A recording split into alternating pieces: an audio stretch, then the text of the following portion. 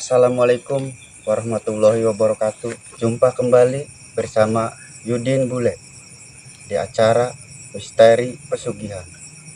Dalam kesempatan kali ini, saya akan berbagi cerita tentang kisah misteri pesugihan. Pesugihan kali ini yang bersumber dari narasumber yang telah membagikan cerita kisah hidupnya pribadi kepada saya dan tim misteri pesugihan. Pesugihan kali ini yaitu pesugihan siluman buaya putih. Seperti apa kisahnya? Ikuti terus di acara Misteri Pesugihan.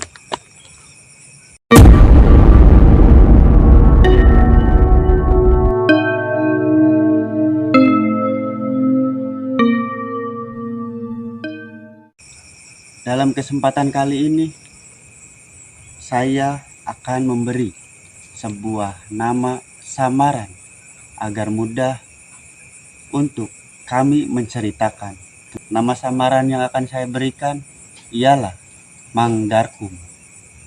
Mang Darkum adalah anak yang kedua dari ketiga saudaranya, yaitu kakak beliau dan adiknya. Namun beliau hidupnya sangatlah susah, tetapi dia sangat bertanggung jawab untuk merawat ibu dan bapaknya yang sudah renta. Namun kedua saudaranya tidak mau untuk merawat kedua orang tuanya yang sudah renta, karena mereka hidupnya berbeda dengan Mang Darkum yang hidupnya sebagai seorang petani. Saudara Mang Darkum kaya raya, tetapi kekayaannya menyimpang dari jalan kehidupannya. Mereka melakukan praktek pesugihan buaya putih, tetapi Mang Darkum tidak ingin melakukannya karena ia sangatlah yakin dengan kehidupannya. Lama-kelamaan kedua orang tuanya sakit keras, tetapi kedua saudara Mang Darkum tidak mau merawat sama sekali. Jangankan untuk merawat, Mang Darkum mendatangi rumahnya untuk meminta uang untuk berobat kedua orang tuanya. Mang Darkum telah diusir oleh mereka, dan pada suatu hari kedua orang tua mereka meninggal dunia. Kedua saudara Mang Darkum tidak datang sama sekali. Mang Darkum sangat sakit hati pada mereka, karena Mang Darkum telah dihina oleh saudara-saudaranya yang telah melakukan praktek pesugihan demikian. Dan hari demi hari Mang Darkum selalu ingin membalas dendam dengan cara untuk bisa melebihi kaya seperti mereka. Tapi Mang Darkum pun bingung harus dengan cara apa, karena Mang Darkum hanyalah seorang kuli tani. Dan hari demi hari Mang Darkum pun nekat untuk melakukan pesugihan seperti saudara-saudaranya lakukan. Singkat cerita, Mang Darkum dan istrinya mendatangi rumah seorang juru kunci tersebut. Tetapi juru kunci tersebut tidak bisa membantu Mang Darkum untuk melakukan praktek pesugihan seperti apa yang mereka inginkan. Tetapi Mang Darkum memaksa kehendaknya karena ia sangat merasa sakit hati terhadap saudara-saudaranya sendiri. Dan Mang Darkum pun memaksa untuk melakukan ritual, meskipun menurut juru kunci Mang Darkum tidak ada bagian untuk melakukan praktek pesugihan. Juru kunci tersebut pun memberikan sebuah tantangan jika Mang Darkum memaksa. Mang Darkum pun bersedia untuk melakukan apa yang juru kunci telah berikan, yaitu berpuasa 3 hari di sebuah gubuk tersebut. Singkat cerita, Mang Darkum dan istrinya melakukan berpuasa di dalam gubuk tersebut. Dan pada sore hari menjelang maghrib, Mang Darkum pergi ke warung untuk membeli makanan untuk berbuka puasa. Tetapi setelah Mang Darkum pergi, belum jauh, sosok siluman buaya putih pun menyerupai Mang Darkum dan menghampiri istrinya.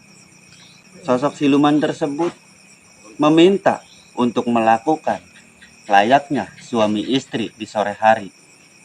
Istrinya pun meladeni karena ia suaminya sendiri. Tetapi yang sebenarnya itu siluman buaya putih pesugihan. Dan singkat cerita, di dalam gubuk tersebut telah terjadi hubungan intim antara siluman buaya putih dan istrinya Mang Darkum. Istrinya Mang Darkum pun tidak menyadari bahwa beliau itu adalah siluman. Istri Mang Darkum pun sangatlah terpuaskan karena melakukan hubungan suami istri dengan siluman. Dan setelah selesai melakukan hubungan suami istri, sosok siluman buaya putih yang menyerupai Mang Darkum pun pergi tanpa bicara. Dan singkat cerita, Mang Darkum yang asli datang membawa makanan untuk berbuka puasa. Istri Mang Darkum pun menyambut dengan mesra dan manja karena telah terpuaskan oleh birahinya.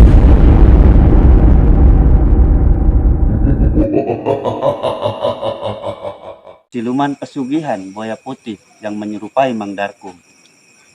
Mang Darkum pun berbicara pada istrinya karena tujuan mereka untuk berpuasa. Jika telah berbuat demikian, puasanya akan gagal dan pesugihannya pun tidak akan bisa terwujudkan. Singkat cerita, pertengkaran pun terjadi yang berdasarkan demikian. Mang Darkum dan istrinya pun kembali ke rumah juru kunci untuk menanyakan hal demikian. Dan juru kunci tersebut pun memberitahu karena pesugihannya telah gagal. Yang istrinya lakukan demikian adalah siluman buaya putih. Juru kunci tersebut pun memberitahu bahwa seperti apa nanti anaknya jika jabang bayi kelak nanti ada yang mencurigakan sesuatu mirip dengan seekor buaya. Itu adalah titisan siluman buaya putih. Dan singkat cerita, Mang Darkum dan istrinya pun pulang ke rumah karena ritualnya telah gagal. Dan setelah sekian lama, istri Mang Darkum pun melahirkan seorang bayi laki-laki dengan tidak ada keanehan sama sekali. Tidak ada yang mencurigakan seperti apa yang juru kunci beritahukan.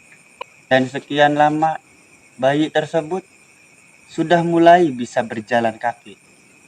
Dan di saat itulah keanehan terjadi terhadap bayi tersebut. Dan setelah bisa berjalan kaki, anak laki-laki Mang Darkum pun selalu berendam di dalam air, di dalam kamar mandinya sendiri. Keanehan itu pun berlanjut hingga usianya menginjak remaja. Dan setelah berusia 17 tahun, anak Mang Darkum pun berendam di sebuah sungai yang saya tempati ini. Dan sampai saat ini, anak Mang Darkum pun tidak kunjung kembali. Beliau telah menjadi siluman penghuni jembatan tersebut.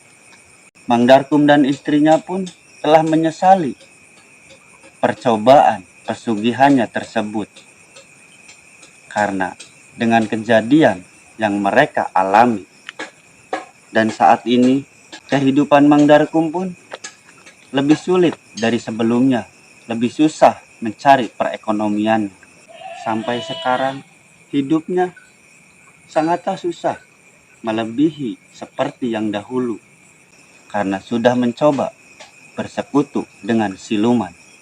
Pesugihannya yang gagal.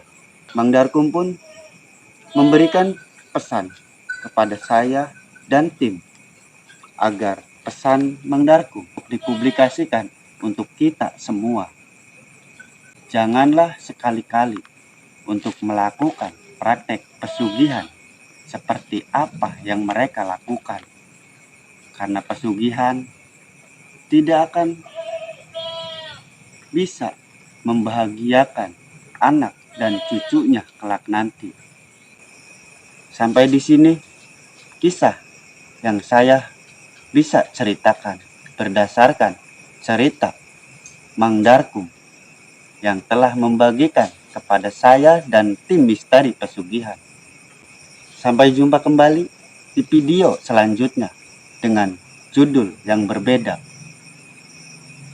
Saya dan tim mohon undur diri.